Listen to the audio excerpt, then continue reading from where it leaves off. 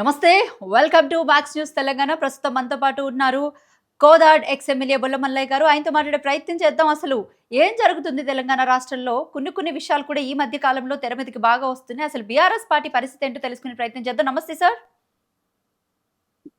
నమస్కారం. Okay sir. Sir అసలు ఏం జరుగుతుంది? అంటే ఓ పక్క నుంచి చూస్తుంటేనేమో తెలంగాణ రాష్ట్రంలో బీఆర్ఎస్ పార్టీ స్థితిగతులు అసలు ఎలాగున్నాయి?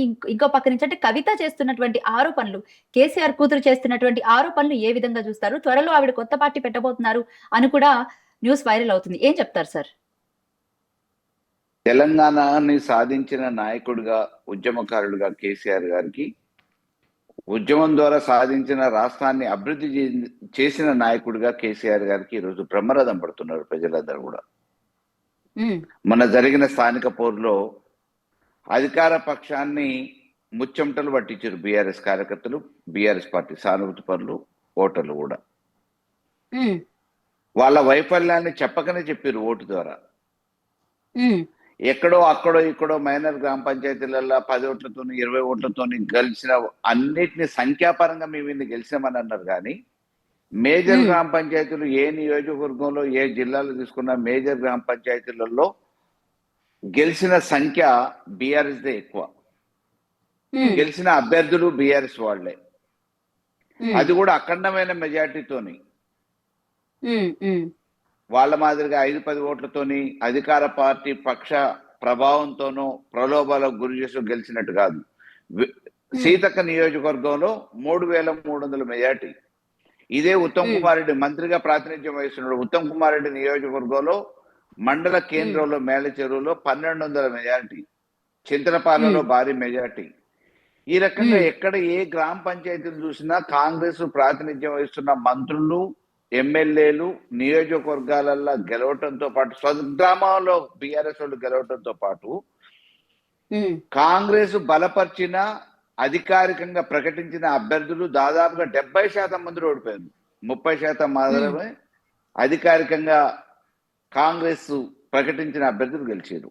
మిగతా వాళ్ళు రెబల్స్ గెలిచారు. రెబల్స్ కి పూర్తి సహకారం మళ్ళీ వీళ్ళే బీఆర్ఎస్ పార్టీ ఇచ్చింది. కాబట్టి ఇవాళ ప్రతిపక్షాలు పై చేయిలో ఉన్నాయి. అధికార పక్షం ప్రతిపక్షం కంటే తక్కువ స్థాయిలో తక్కువ స్థానాలలో గెలిచారు. సంఖ్యాపరంగా 5-10 ఓట్లతో గెలిచినాయి, ఏకగ్రీవాలైనాయి. ఏకగ్రీవాలు గ్రామంలో ఉన్న పెద్దలందరూ కూర్చొని ఒక సఖ్యతతోనే చేసుకున్నాయి. అవి వాళ్ళ అకౌంట్లో వేసుకుంటున్నారు. ఏది ఏమైనా బీఆర్ఎస్ పార్టీకి ఎటువంటి ఇబ్బంది లేదు.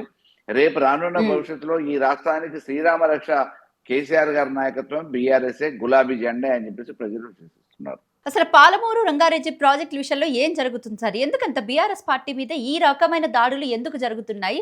కాంగ్రెస్ పార్టీ వాళ్ళు ఎందుకు ఈ విధమైన విమర్శలు చేస్తున్నారు? మరొక ముఖ్యమైన విషయం ఏంటంటే, మొన్న జరిగినటువంటి ఆదివారం రోజు ఇటు బీఆర్ఎస్ భవన్ లో కూడా పీపీటీ పవర్ పాయింట్ ప్రెజెంటేషన్ కూడా ఇవ్వడం జరిగింది. అంటే దాని తర్వాత మొత్తం సోషల్ మీడియాని అంతా కూడా డైవర్ట్ చేసే ప్రయత్నం ఎందుకు కాంగ్రెస్ పార్టీ చేస్తుంది? జలయజ్ఞం పేరు మీద ధనయజ్ఞంగా తయారు చేసి రాజశేఖర రెడ్డి గారు శిలాఫలకాలు వేసి మొబిలైజేషన్ ఫండ్ పేరు మీద వేల కోట్ల రూపాయలు కాంట్రాక్టర్లకు ఇస్తే వాళ్ళు వ్యాపారాలు చేసుకొని మొదలుపెట్టిన ఆ పనులు కొలిక్కి రాకపోతే తెలంగాణ ప్రభుత్వం వచ్చిన తర్వాత కేసీఆర్ గారి నాయకత్వంలో మళ్ళా పనులను కొనసాగించడం మొదలైంది.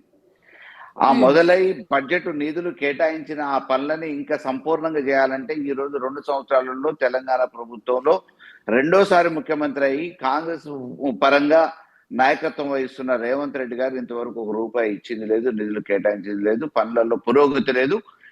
కృష్ణా రివర్ బోర్డు నుంచి చేసుకుంటున్న ఒప్పందాలలో తెలంగాణ రైతాంగానికి అన్యాయం జరిగేటట్టు, ఆంధ్ర ప్రజలకు ప్రయోజనం చేకూరే విధంగా ఈ రోజు ఒప్పందాలు చేసుకున్నాడు. కాబట్టి ఈ విషయం మీద తప్పకుండా నష్టపోతున్న రైతులను మేల్కొల్పే విధంగా బహిరంగ సభలు పెట్టాలని చెప్పేసి పార్టీ అధినేత కేసీఆర్ గారు నిర్ణయం తీసుకున్నారు. ఈ రోజు అందరూ కూడా తెలియజేయాలని, బహుశా ఈ నెల 2 నెలల్లో సంపూర్ణంగా 3 సభలు పెట్టాలని చెప్పేసి కేసీఆర్ గారు నిర్ణయం చేస్తారు. ఆ క్రమంలోనే అతి త్వరలోనే తేదీల ప్రకటన కూడా జరుగుతుంది. మేము అన్న వెనువెంటనే అసెంబ్లీ గుర్తొచ్చింది. అసెంబ్లీ సమావేశాలు పెట్టిరు. ఆ అసెంబ్లీ సమావేశాలలో దీని మీద డీటెయిల్ గా మాట్లాడతారేమో అనుకున్నాం. అబద్ధాలతోని సభని పక్కదో పట్టించే ప్రయత్నం చేసిండు. ఆఖరికి గతంలో రుణమాఫీల పేరు మీద జిల్లాలలో పర్యటన చేసినప్పుడు ఉన్న దేవుళ్ళ అందరి మీద ఎట్లయితే ఒట్లేసిండో మాట తప్పిండు. అదే రకంగా మొన్న అసెంబ్లీలో కూడా దేవుని మీద ఆనా అని చెప్పేసి ఉమ్, అబద్ధాలకి మరొకసారి ఊపిరి పోసేది. ఏం ఉమ్, చెప్పారండి? ఉమ్, ఉమ్, చంద్రబాబు నాయుడు గారిది రాయలసీమ ప్రాజెక్టు లిఫ్ట్ ఇరిగేషన్ మేమే ఆపినామని చెప్పారు. మరుసటి రోజే చంద్రబాబు నాయుడు గారు ఆడ ఉన్న ప్రభుత్వం ప్రకటన ఇచ్చింది, ఇది నువ్వు చేసిన ఉమ్, ఘనకార్యం కాదు నాయన, ఆల్రెడీ జగన్ ప్రభుత్వం ఉన్నప్పుడే కేంద్ర ప్రభుత్వం జోక్యం తీసుకొని ఆపేసింది కోర్టు ఉత్తర్వుల ద్వారా అని చెప్పారు. ఉమ్, ఇట్లా చెంపు చెల్లు అనిపించింది కదా. ఉమ్, అబద్ధాన్ని ఉమ్, ఎక్కువసేపు ఉమ్, 24 గంటల కాకముందే నువ్వు చెప్పినది ఉమ్, వాస్తవం కాదు, అబద్ధం అని చెప్పేసి యావత్ ప్రపంచానికి తెలియజేసేటట్టు చెప్పారు కదా. దేవాలయం ఉమ్, లాంటి అసెంబ్లీలో కూడా మాయ మాటలతోని, ఉమ్, మభ్యపెట్టే మాటలతోని, అబద్ధ మాటలతోని ఈరోజు అసెంబ్లీని కూడా మలినం చేసింది కదా రేవంత్ రెడ్డి. ఉమ్, ఉమ్, ఉమ్. ఇంతకంటే ఘోరం ఏముంటది? రైట్. అయితే చెప్పండి, అసెంబ్లీలో ఈ విధమైన మాట తీరుని నిరసిస్తూ కూడా బీఆర్ఎస్ పార్టీ నేతలంతా, అంటే ఫ్లోర్ లీడర్స్ కానివ్వండి, ప్రస్తుతం ఉన్న ఎమ్మెల్యేలంతా కూడా వాకౌట్ చేయడం జరిగింది. అది కరెక్టేనంటారా మీరు? మాజీ ఎమ్మెల్యేగా చెప్పండి. అంటే చర్చకు సిద్ధం కాకుండా ఇవాళ నీటిపారుదల శాఖ మంత్రిగా బాధ్యతలు నిర్వహిస్తున్న ఉత్తమ్ కుమార్ రెడ్డి ఆ రోజు అసెంబ్లీలో పీపీటీ పెడితే మేము ప్రిపేర్ ఉమ్, అయ్యి రాలేదని చెప్పేసి బైకాట్ చేసి వెళ్ళిపోయాడు. ఇవాళకి ఉమ్, కూడా పీపీటీల పేరు మీద ఏం జరుగుతుందంటే మభ్యపెట్టి, మాయ చేసి, పక్కదో పట్టించి, మసిపూసి మామిడికాయ చేసే ప్రయత్నం ఇది జరుగుతుంది తప్ప వాస్తవాలు చెప్పే పరిస్థితి, అవగాహన వాళ్ళకి లేదు. ఉమ్, కేవలం దీన్ని ఎట్లా పక్కదో పట్టియాలనే ఆలోచనతోని వచ్చిన ప్రతిపక్ష నాయకుల మీద బురద జల్లే ప్రయత్నం చేస్తున్నారు. అనవసరమైన మాటలతో రెచ్చగొట్టే ప్రసంగాలు చేస్తున్నారు. ఏమంటారండి, ఉమ్, ఒక ఉద్యమకారుడు, తెలంగాణని సాధించిన నాయకుడు, అపారమైన అనుభవం ఉన్న నాయకుడిని పట్టుకొని కసంతో పోలుస్తారండి? ఉమ్. ఇది ఎంత ఎంత అన్యాయం. రేవంత్ రెడ్డి తుపాకీ అయితే పట్టుకొని తెలంగాణ ఉద్యమప్పుడు తిరిగిన నాయకుడు పట్ట పగులే నగదు బ్యాగులతోనే దొరికిన దొంగ, ఉమ్, ప్రజాస్వామ్యాన్ని కూని చేసే విధంగా, ప్రజాస్వామ్యానికి కూని చేసే విధంగా ప్రయత్నం చేసిన రేవంత్ రెడ్డి తెలంగాణ ఉమ్, వ్యతిరేకి. ఆయన తుపాకులు పట్టుకొని తిరుగుతాడు, కసబ్తోనేమో కేసీఆర్ గారిని, తెలంగాణ తెచ్చిన నాయకుడిని పట్టుకొని మాట్లాడతాడు. ఎంత ఉమ్, దురదృష్టకరం ఇది! ఎంత ఉమ్, దౌర్భాగ్యం ఈ రాష్ట్రానికి! ఉమ్, ముఖ్యమంత్రి హోదాలో ఉండి మాట్లాడాల్సిన మాటలేనా ఇవి? మూసితోని ఉమ్, పోలుస్తాడు, హరీష్ రావు గారిని మూసితో పోలుస్తాడు. ఉమ్, కాబట్టి ఇట్లా కేవలం వ్యక్తిగతంగా, అంటే ఉన్న విషయాల మీద చర్చకు సిద్ధపడకుండా, చర్చ మీద ఉమ్, అవగాహన లేకుండా, ఈ ఉమ్, రోజు నీటి ప్రాజెక్టుల మీద అవగాహన లేకుండా పక్కదో పట్టియటానికి వ్యక్తిగత దూషణలకు దిగుతున్నప్పుడు ఉమ్, అక్కడ సమంజసంగా ఉండదు అనే ఉద్దేశంతో బైకట్ చేయక ఏం చేస్తాము? ఈ రోజు ఎన్ని సమస్యలు అసెంబ్లీలో చర్చ పెట్టడానికి?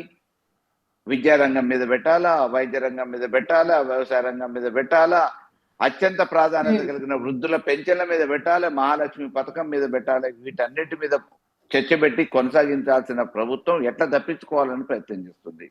వాయిదా తీర్మానాల మీద చర్చ చేపట్టరు.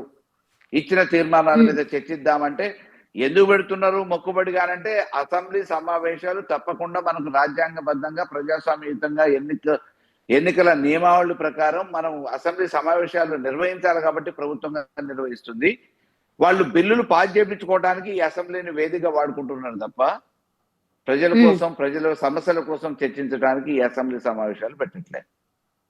అయితే ముఖ్యంగా తెలంగాణలో అసలు యూరియా కొరతే లేదు అని చెప్పేసి అగ్రికల్చర్ మినిస్టర్ తుమ్మల నాగేశ్వరరావు గారు కామెంట్ చేయడం జరిగింది. ఏం చెప్తారు సార్ మీరు? ఇప్పుడు ప్రజల మధ్యకు వచ్చి చెప్తే బాగుంటది. ఏడనో 4 గోడల మధ్యలో కూర్చొని ప్రెస్ మీట్లలోనో, టీవీ రూమ్లలోనో మాట్లాడే బదులు ప్రజల మధ్యకి, గ్రామాలలోకి వచ్చి యూరియా కొరత లేదు అని అంటే ప్రజలే సమాధానం చెప్తారు. ఎట్లా సమాధానం చెప్తారో చెప్తారు. నాయకులు పోయినసారి మొత్తం గోడౌన్లలో దాచుకొని డబ్బులు సంపాదించారు, బ్లాక్ మార్కెట్ కి తరలిచ్చారు, పరిపాలన మీద అవగాహన లేదు, రైతులు ఇబ్బంది పెట్టారు. ఈసారి ఏమో యాప్లు అంటున్నారు. యాప్లలో మామూలుగా ఒక సన్నకారు రైతు, చిన్నకారు రైతు, చదువు వచ్చి రాని రైతు యాప్లలో బుక్ చేసుకునే పరిస్థితి ఉందా?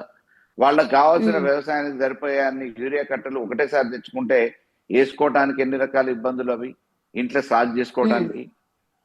ఏ రోజుకి ఆ రోజు కావాల్సిన యూరియాని గోడౌన్లోకి పోయో, షాప్లోకి పోయో, ఆటో వేసుకొని తట్టబట్టుకొని పోయి అప్పటికప్పుడు బ్యాగు ఆటోలో వేసుకొని పోయి చల్లుకొని వచ్చే రైతు ఈ రోజు యాప్ల పేరు మీద ఎక్కడ అప్లోడ్ చేసుకోవాలి, ఎక్కడ పోయి తెచ్చుకోవాలి, ఎక్కడ తీసుకొచ్చుకున్న యూరియాని స్టోర్ చేసుకోవాలి, ఈ యాప్ల పేరు మీద సామాన్య రైతుల్ని ఏమి ఇబ్బంది పెడుతున్నాడు అనేది తుమ్మల నాగేశ్వరరావు ఏదో అసెంబ్లీలోనూ నాలుగోడల మధ్యలో మాట్లాడటం కాకుండా రైతుల మధ్యలో పోయి గ్రామాలలో మాట్లాడితే, తండాలలో మాట్లాడితే, దళిత వాడలలో మాట్లాడితే, చిన్న సన్నకారు రైతుల కాడికి పోయి మాట్లాడితే వాళ్ళు సమాధానం చెప్తారు. Right sir. అయితే నిన్న జరిగిన ఒక డిబేట్లోని మీ గురించి ముఖ్యంగా సోషల్ మీడియాలో వైరల్ అవుతున్నటువంటి వార్త మీకు ఆల్రెడీ తెలిసే ఉంటుంది. సో మీరు ఆల్కహాల్ కన్జ్యూమ్ చేశారని చెప్పేసి ఓ పక్క నుంచి మొత్తం కాంగ్రెస్ సోషల్ మీడియా అంతా కూడా కోడై కూస్తుంది. దానికి మీరు వివరణ ఏమైనా ఇచ్చుకుంటారా?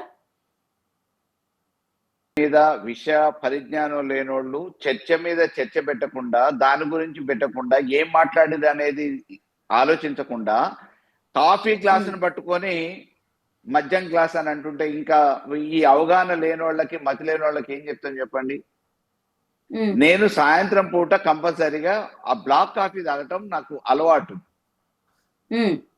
అది ప్లాస్టిక్ గ్లాసులలో హైదరాబాద్ లో దొరుకుతుంది, కానీ కోదాళ్ళకి వస్తే ప్లాస్టిక్ గ్లాసులో అంత వాల్యూమ్ క్యారీ చేసే కప్స్ ఉండవు కాబట్టి గ్లాసులలో పోసుకుంటాం. అంటే కాఫీ అంటే ఇళ్ళనే తాగాలనే రూల్ లేదు కదా. అయినా ఒక గంట సేపు జరిగే డిబేట్ కి మామూలుగా మద్యం కూడా ఆపుకోలేనంత నేను తాగుబోతుని బానిసను కాదు కదా. ఒకవేళ తాగాలనుకుంటే ఇవాళ ప్రభుత్వమే ప్రోత్సహిస్తుంది. మొత్తం ఈ ప్రభుత్వం నడుస్తుందే మద్యం వ్యాపారం మీద చేసే వచ్చే ఆదాయం మీద నడిపించుకుంటున్నారు వీళ్ళు. రేవంత్ రెడ్డి మద్యాన్ని ఎట్లా ఇంకా పెంచాలి, యువకులను కూడా ఎట్లా అట్రాక్ట్ చేయాలని చెప్పేసి వాళ్ళు వాళ్ళ ఉద్యోగస్తుల్ని ప్రమోషన్లు ఇచ్చేటందుకు మీరు సేల్స్ పెంచండి అని చెప్పేసి అని అంటున్నారు. రాష్ట్ర ఆదాయాన్ని పెంచుకోవడానికి మద్యం ద్వారా చూస్తున్నారు. కానీ నేను మద్య బానిసని కాదు, నాకేం అవసరం. ఇప్పుడు నేను మాట్లాడింది ఏంటి, మాట్లాడిన సబ్జెక్ట్ లో ఏమైనా డీవియేషన్ ఉందా అనేది ఆలోచించాలి. కానీ నేను మద్యం దాకా ఏమన్నా మామూలుగా తుత్తరగా మాట్లాడినా, ఎవరితోనన్నా ఆర్గ్యూ చేసినా, నేను తాగింది కాఫీ. ఒకవేళ ఎవరికన్నా చేతనైతే నిజాయితీ నిరూపించుకోవాలనుకుంటే ఇప్పుడు బ్లడ్ శాంపిల్స్ తీసుకోవచ్చు. మామూలుగా ఆ లిక్కర్ ఎన్ని గంటలు ఉంటది బాడీలో, ఇప్పటికి నేను ఆ లెక్క ప్రకారం 24 గంటలు అయితే కాలేదు. ఆ తర్వాత కూడా నేను ఒక డిబేట్ తర్వాత ఏబిఎన్ తర్వాత ఇంకో డిబేట్ V6 లో కూడా పార్టిసిపేట్ చేసిన, 9 వరకు పార్టిసిపేట్ చేసిన. మద్యం తాగినోడు ఎట్లా మాట్లాడుతాడు, మద్యం తాగినోడు ఎట్లా మాట్లాడుతాడో తెలియక సాకుల కోసం చర్చని పక్కదో పట్టేయడానికి చేసే వెధవ ప్రయత్నాలు. దానికి పెద్ద సమాధానం చెప్పాల్సిన అవసరం లేదు. నేను మద్యానికి బానిసని కాదు, నాకంత అవసరం కూడా లేదు. నేను నియోజకవర్గంలో ఎవరైనా మామూలుగా ఇప్పటి వరకు నేను మద్యం దాకా చూసిందే లేదు. చెప్పండి సార్. విషయ పరిజ్ఞానం లేనోళ్ళు, చర్చకి నాతో పాటు చర్చించలేనోళ్ళు పక్కదో పట్టేయడానికి ఇటువంటి అబండాలు వేసే, బట్టగాల్చి మీదేసే ప్రయత్నాలు చేస్తున్నారు. ఈ నీచపు దిగజాటు రాజకీయాలు వాళ్ళకి చైతన్యత కానీ నాకు అవసరం లేదు. రైట్. అయితే కోదాడలో పరిస్థితి ఎలా ఉంది సార్? అంటే ఇప్పటి వరకు గెలిచిన సర్పంచుల సంఖ్య కూడా బాగానే ఉంది. బట్ ఏంటంటే కోదాడ పరిస్థితి ఏంటి ఇప్పుడు మీ నియోజకవర్గాల్లో ముఖ్యంగా? ఏ విషయంలో కోదాడ పరిస్థితి అండి?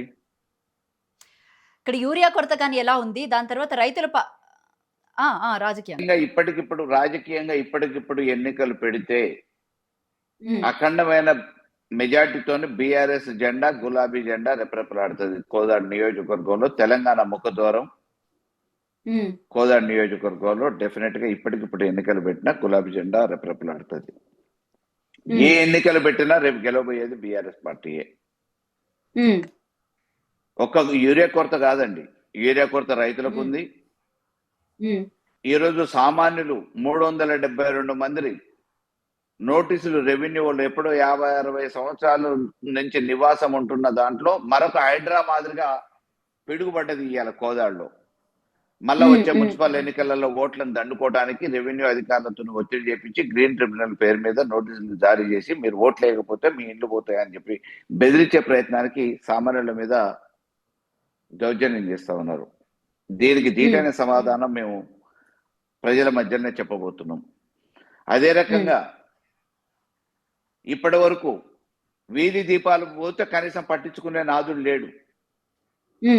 ఎప్పుడో వరదలు వచ్చినప్పుడు డివైడర్లు కూల్ చేస్తే వరద నీళ్లు ఎటు అటు పోతాయని చెప్పేసి అప్పటికప్పుడు అకస్మాత్తుగా తెంచేసిన డివైడర్లను కనీసం ఈరోజు పట్టించుకున్న నాదుడు లేడు. కరెంటు బల్బు వేస్తే పోతే పట్టించుకునే నాదుడు లేడు.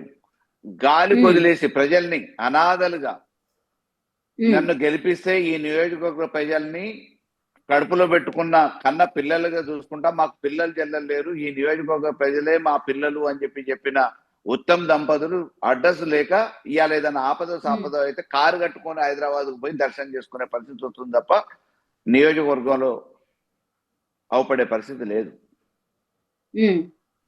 కాబట్టి ప్రజలు చూసిరు, మార్పు అనుకున్నారు, మార్పు వల్ల ఏం జరుగుతుందో చూసిరు. ఇప్పటికిప్పుడు ఎన్నికలు జరిగితే మళ్ళీ కేసీఆర్ నాయకత్వమే శిరోధార్యం అనే విధంగా ఎప్పుడు ఎన్నికలు వస్తాయా మళ్ళీ కేసీఆర్ ని ముఖ్యమంత్రిగా చూడాలని చెప్పేసి ప్రజలు ఎదురు చూస్తున్న తరుణం ఆసనమైంది. ఆ క్రమంలో ఈ రోజు రాష్ట్ర వ్యాప్తంగా అటువంటి పరిస్థితి ఉంది. నియోజకవర్గంలో మా దగ్గర ఇంకా కొంచెం ఎక్కువ ఉంటుంది. అయితే కేసీఆర్ మీద వాడుతున్నటువంటి భాషని మీరు ఏ రకంగా చూస్తారు? పదే పదే ఆయన గురించి, అంటే ఆయన చావును కోరుకునే కాంగ్రెస్ పార్టీ పెద్దలు కానివ్వండి, లేకపోతే ముఖ్యమంత్రి కానివ్వండి, అసెంబ్లీ సాక్షిగా వాడుతున్నటువంటి భాషను మీరు అసలు ఏ రకంగా తీసుకుంటారు? ఇప్పుడు వాళ్ళు చర్చ చేయలేరు, పరిపాలన అనుభవం లేదు, పరిపాలన చేసే చేత కాదు, ఇచ్చిన హామీలను నిలబెట్టుకునే పరిస్థితి లేదు. వీటి మీద అడిగిన వాళ్ళ మీద ఎదురుదాడి ఏంటి అని అంటే ఈ తిట్ల పురాణంతోనే. కాబట్టి ప్రజలు ఇవన్నీ గమనిస్తున్నారు. విషయం మీద అవగాహన లేనోళ్ళు, సిద్ధాంతపరంగా చర్చ చేయలేనోళ్ళు వ్యక్తిగత దూషణలకు పాల్పడటం తప్ప చేసేది ఏముంది? కాబట్టి ఈ రోజు వాళ్ళు ఎంచుకున్న విధానం ఏంటంటే వాళ్ళ అసమర్థతని కప్పిపుచ్చుకోవటానికి, వాళ్ళ అవినీతిని కప్పిపుచ్చుకోవటానికి, వాళ్ళ అక్రమాలని కప్పిపుచ్చుకోవటానికి ఎదురుదాడిలో ప్రయత్నంలో భాగంగా వ్యక్తిగత దూషణలకు దిగుతున్నారు. పనికిరాని లాంగ్వేజ్ లో ఎదురుదాడి చేస్తాం. దూషణ కూడా ఒక రకంగా ఒక లైన్ అనేది ఉంటే బాగుంటుంది. బేసిక్ అసెంబ్లీ సాక్షిగా తోళ్లు తీస్తా, తొండలు లాగుల్లో ఇడుస్తా, దాని తర్వాత ఉరి తీసినా తప్పు లేదు, ఈ విధమైన భాషని అసలు ఎందుకు? ఒక ముఖ్యమంత్రి హోదాని కూడా, ఆ కుర్చీకి ఉన్న విలువను కూడా దిగదార్చే ప్రయత్నం చేస్తా ఉన్నాడు రేవంత్ రెడ్డి. ప్రజాస్వామ్యంలో ఆ కుర్చీకి ఉన్న విలువని, గౌరవాన్ని పెంచాల్సిన రాజ్యాంగ పదవిలో ఉన్న ముఖ్యమంత్రి అనే విషయాన్ని కూడా మర్చిపోయి రేవంత్ రెడ్డి ఇష్టం వచ్చినట్టు మాట్లాడుతూ ఉన్నాడు. ప్రజలే సమాధానం చెప్తారు, ప్రజలే సమాధానం చెప్తారు తప్పకుండా. రైట్. అసలు కృష్ణా జలాల విషయంలో ఏం జరుగుతుంది సార్? తెలంగాణ రాష్ట్రానికి ఎవరు అన్యాయం చేస్తున్నారు చెప్పండి?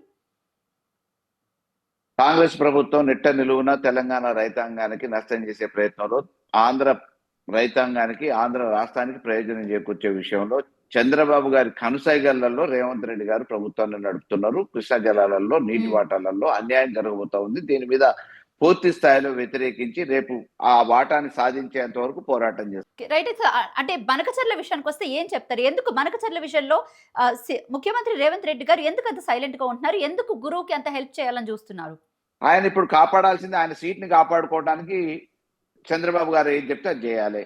ఆయన ముఖ్యమంత్రి సీటు మీద కూర్చోవాలనుకుంటున్నాడు. ఆ ముఖ్యమంత్రి సీటు కొనసాగాలంటే చంద్రబాబు ఆశీస్సులు ఉండాలి. చంద్రబాబు ఆశీస్సులు ఉండాలని అంటే వారి రాష్ట్ర ప్రయోజనాలని, ఈయన ముఖ్యమంత్రిగా ఈ రాష్ట్ర ప్రయోజనాలు తాకట్టు పెట్టి వారికి లాభం చేకూర్చాలి. అల్టిమేట్ గా జరిగేది అది. Right. Thank you sir, thank you so much. మీ విలువైన సమయాన్ని మాకు కేటాయించినందుకు. ఇది మాజీ ఎమ్మెల్యే బొల్లం మల్లయ్య గారితో ప్రత్యేక ఇంటర్వ్యూ. మరొక ఇంటర్వ్యూతో మళ్ళీ కలుద్దాం. Thank you.